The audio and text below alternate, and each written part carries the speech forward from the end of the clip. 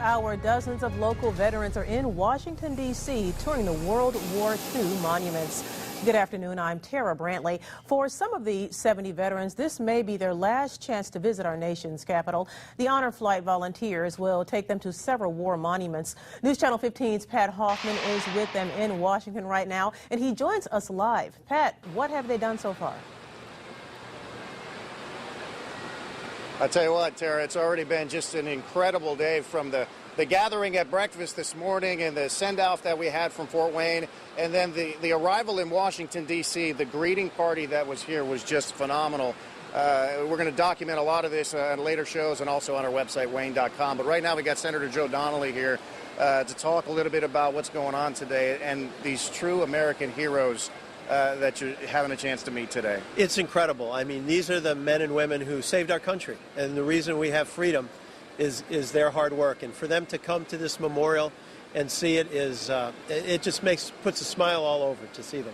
Yeah. Meeting them individually is pretty amazing, and I know you're in a big push to document their histories individually. Yeah, we have a program called Living History Project, and if you call our office, we can get the information for it. But we don't want to lose this history of these men and women who are such a quiet group in so many ways and say, oh, I was just doing my job. And then when you talk to them, you find out they marched all the way across Germany or fought in Iwo Jima.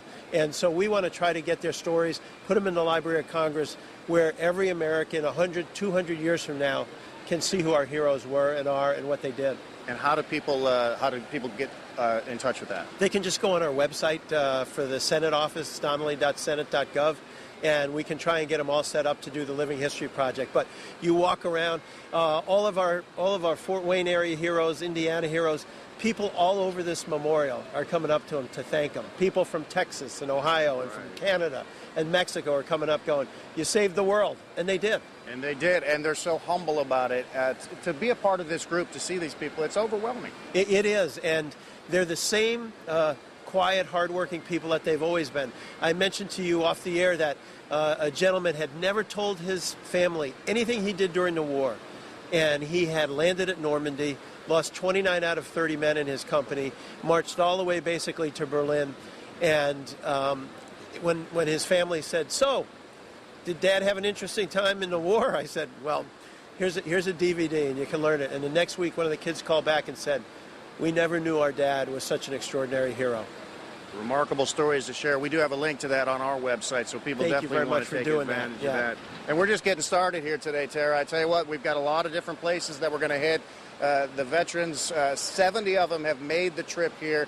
They're being treated like the heroes that they are, and you can tell, even though they're a little uncomfortable accepting that praise, it means an awful lot. Yeah, and they may be a little uncomfortable with it, but we're gonna give them that praise all day long. That's right, and we will continue to cover it, Tara. Right now, we'll go ahead and send it back to you. Look for more coverage today at 5, 6, and 11, and also on wayne.com and our Facebook page.